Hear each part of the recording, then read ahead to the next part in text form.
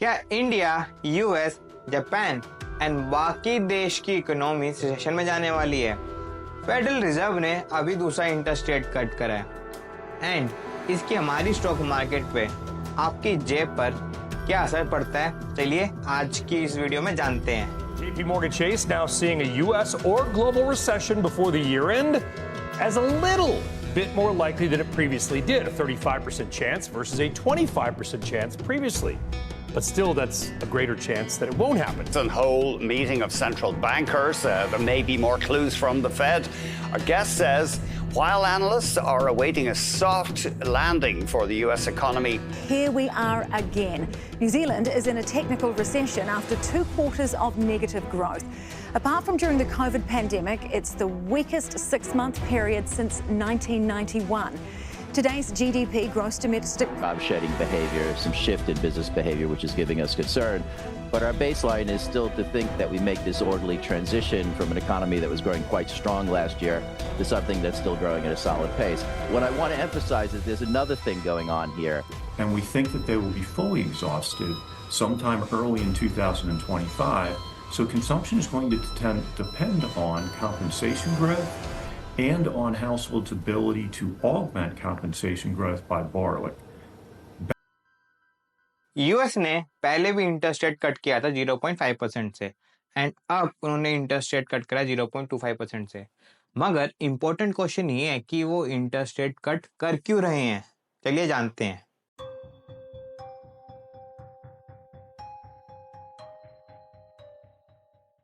चलिए समझते हैं। पहला रीजन है लेबर मार्केट में वीकनेस। लेऑफ्स बहुत ज़्यादा हैं, लाइक आप देख सकते हो 4.3% in July and 4.2% in August. Job opportunities धीरे धीरे घट रही हैं एंड अनएम्प्लॉयमेंट बढ़ रही है।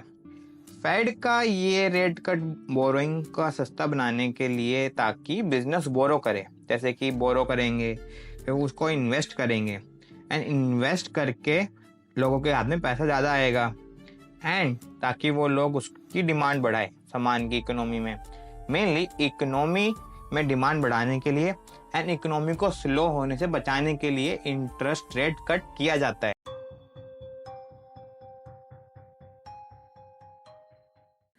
आज हम बात करेंगे कैसे इंडिकेटर के बारे में जो रिसेशन में बहुत स्ट्रॉन्ग चलता है, इन्वर्टेड यील्ड कर्व।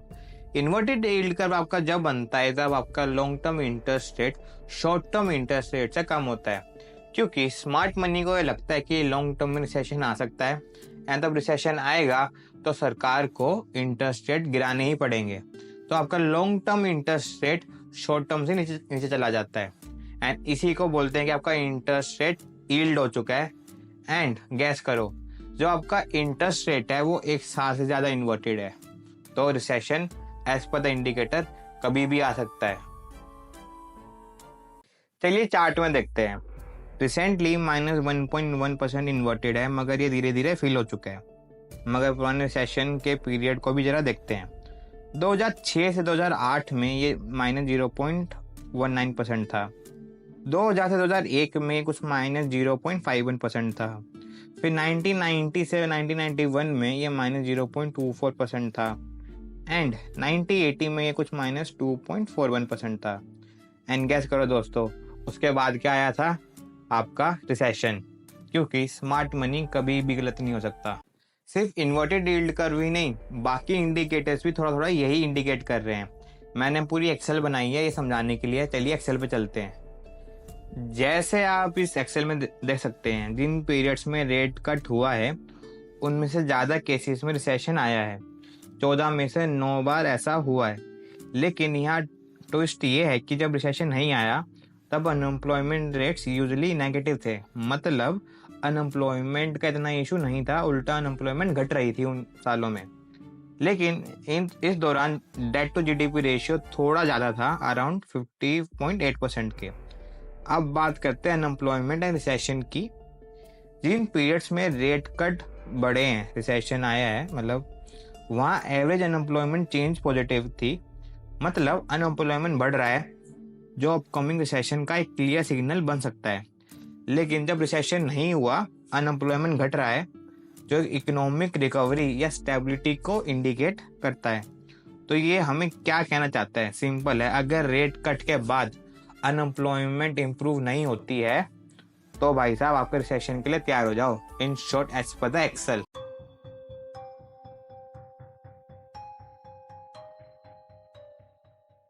ये तो हो गया, हमने ग्लोबल सिनेरियो समझ लिया कि वर्ल्ड में क्या चल रहा है, मगर इंडिया के रिगार्ड में हमें क्या करना चाहिए और इंडिया में क्या चल रहा है, चलिए समझते हैं। So as per technical indicator, जैसे इंडिया मार्केट कंसोलिडेशन में जा सकता है।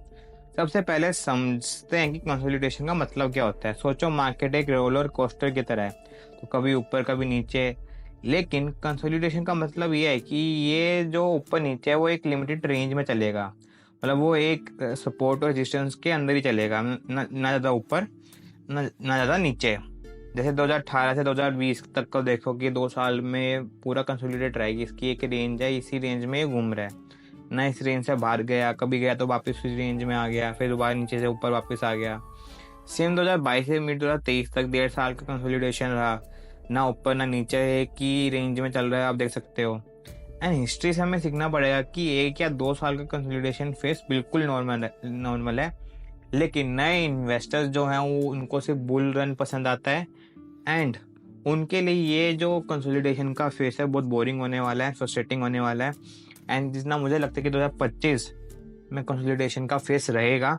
एंड 2020 में आरबीआई की बैलेंस शीट में 20,000 करोड़ की लिक्विडिटी थी, जो 2024 में 40,000 करोड़ तक आ गई थी, मतलब डबल हो गई थी।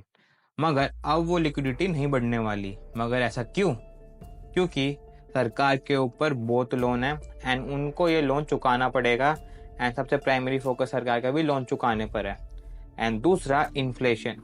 इस टाइम पे फूड इन्फ्लेशन सरकार की सबसे बड़ी प्रॉब्लम है, एंड इसी के कारण वो इंटरेस्ट रेट कट भी नहीं कर पा रहे हैं। CRR कट कर दिया, फालतू की चीज़ें कर रहे हैं, मगर इंटरेस्ट रेट कट नहीं कर सकते क्योंकि कट करते ही इन्फ्लेशन बढ़ जाएगा। तो इन्फ्लेशन एंड लोन रीपेमेंट सबसे बड़ा इशू है। इसके कारण मार्केट में लिक्विडिटी इतनी नहीं रहेगी 2025, 26 और 27 में, एंड मार्केट 1 या 2 साल की कंसोलिडेशन में बड़े आराम से जा सकती है, कोई बड़ी बात नहीं है। एंड सबसे बड़ा डर इकोनॉमी का स्टैगफ्लेशन का है। स्टैगफ्लेशन एक ऐसी कंडीशन होती है जहाँ पे आपका इन्फ्लेशन तो बहुत हाई होता है, जैसे अभी फूड इन्फ्लेशन है, मगर आपकी जो इकोनॉमिक ग्रोथ है वो अभी भी कम है। जैसे इंडिया में अभी ये 5% के अराउंड है, मगर होनी चाहिए थी 7 से 8% का। तो इसका मतलब अगर ग्रोथ ऐसे ही कम रहती है मगर इन्फ्लेशन हाई रहता है तो इसको स्टैगफ्लेशन बोलते हैं। एंड इंडिया में स्टैगफ्लेशन होने के पूरे चांसेस हैं, एंड अगर स्टैगफ्लेशन हो जाता है तो कंसोलिडेशन कोई बड़ी चीज़ नहीं है।